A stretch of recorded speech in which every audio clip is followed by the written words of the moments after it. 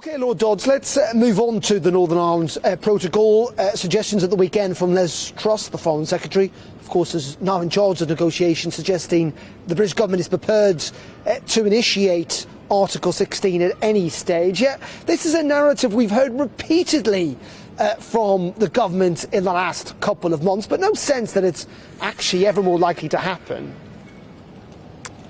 Yeah, I mean, you're absolutely right. This has been a constant repetition of the same threat being made over and over again. I think there was real prospect as we edged towards the middle of November that the government was either going to instigate Article 16 or take some kind of action to alleviate the problems of the protocol. They withdrew from that. We know that Lord Frost then submitted his own resignation sometime in December or late November. The momentum was lost. Liz Truss has come in.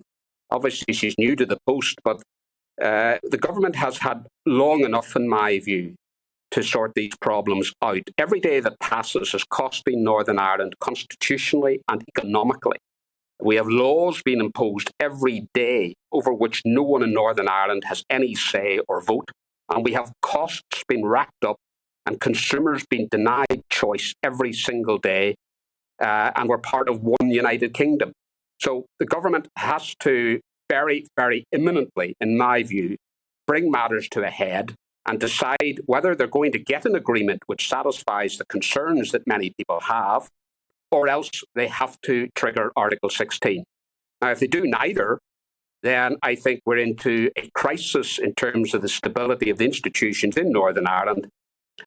So the government has one of three things it can do: reach an agreement which satisfies the demands of democracy and the internal market of the United Kingdom. Secondly, instigate Article 16.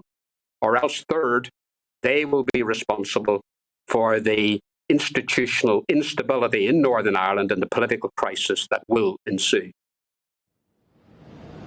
But in many ways, Lord Dodds, isn't this about DUP party management in the sense that there are semi-elections coming up in Northern Ireland in May? There's a real sense that the UP at the moment could perform quite badly in it, hence why you're taking this hard line on Article 16, why you need the British government to act. This is less about consensus in Northern Ireland and it's more about the DUP's electoral chances. No, the protocol in Northern Ireland is a democratic and constitutional obscenity. We have laws being made for part of the United Kingdom by the European Union in its own interests, with no vote or say by anyone in Northern Ireland. That's a matter that should concern unionists and nationalists in Northern Ireland. We have millions of pounds every day being wasted by government on the Traders Support Scheme to try to alleviate all the customs problems, as well as consumers being denied choice and damage being done by our economy. These are not mere electoral matters for one party. These are substantive, real issues at the heart of the governing of Northern Ireland, part of the United Kingdom. So it's trite. But Lord Dodds, these are also consequences of Brexit. This is also a consequence of Brexit. Brexit that you backed, you campaigned for, and potentially was avoidable if you had gone for Theresa May's deal. In essence, you have helped bring about, in part, these circumstances. No, well, that displays a gross ignoring of the facts. First of all, Brexit, people in Northern Ireland as UK citizens are perfectly entitled, as the rest of the United Kingdom, to vote whether they wish for Brexit or not. They shouldn't be denied that choice.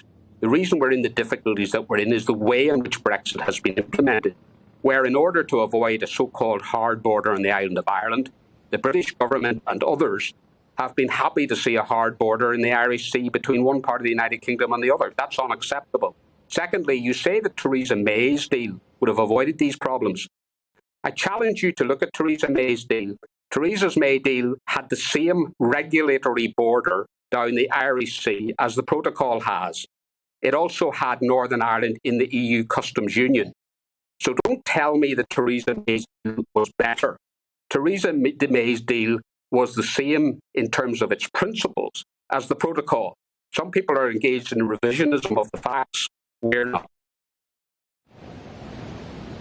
Okay, Lord Dodds, appreciate your time and your views. As always, that's Nigel Dodds, Lord Dodds there from the DUP, joining us to talk about the protocol and its effects.